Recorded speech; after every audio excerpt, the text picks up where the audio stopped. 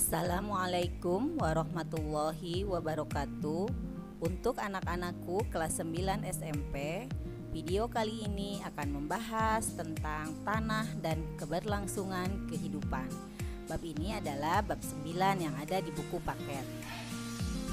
Peran tanah dan organisme tanah bagi keberlangsungan kehidupan. Ada beberapa peran tanah bagi kehidupan. Yang pertama, tempat hidup tumbuhan, hewan, dan bakteri.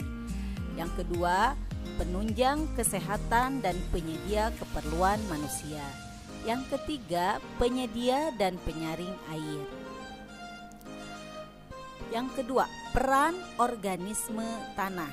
Contohnya pada gambar ini adalah cacing tanah.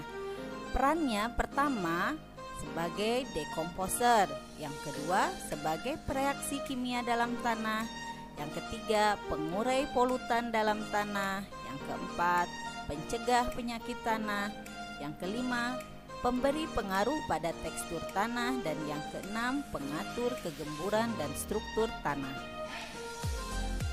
Proses pembentukan tanah dan komponen penyusun tanah. Yang pertama, proses pembentukan tanah. Tanah merupakan campuran dari batuan yang telah lapuk, penguraian bahan organik, mineral, air, dan udara.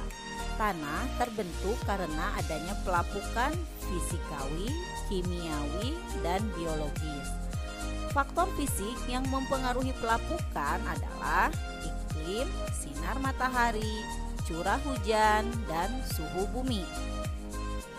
Faktor biologis yang mempengaruhi pelapukan adalah aktivitas mikroorganisme tanah, jenis vegetasi tumbuhan, dan faktor lain yang mempengaruhi proses terbentuknya tanah adalah tipe batuan, topografi atau relief tanah suatu daerah, dan waktu. Proses pembentukan tanah ini butuh waktu hingga ribuan tahun.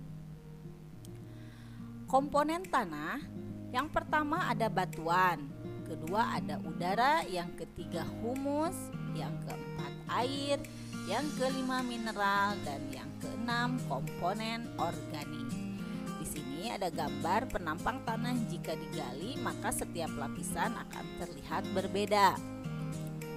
Ini adalah humus dan ini adalah rongga udara di antara butiran tanah. Upaya menjaga kelestarian tanah adalah 1. Pengelolaan tanah menggunakan tanaman penutup tanah dan pengolahan lahan miring untuk mengurangi erosi. 2. Mengurangi penggunaan pupuk kimia. Yang ketiga, pengolahan yang tepat untuk pertanian monokultur. Yang keempat adalah daur ulang sampah yang sulit terurai. Demikian materi ini, mudah-mudahan bermanfaat.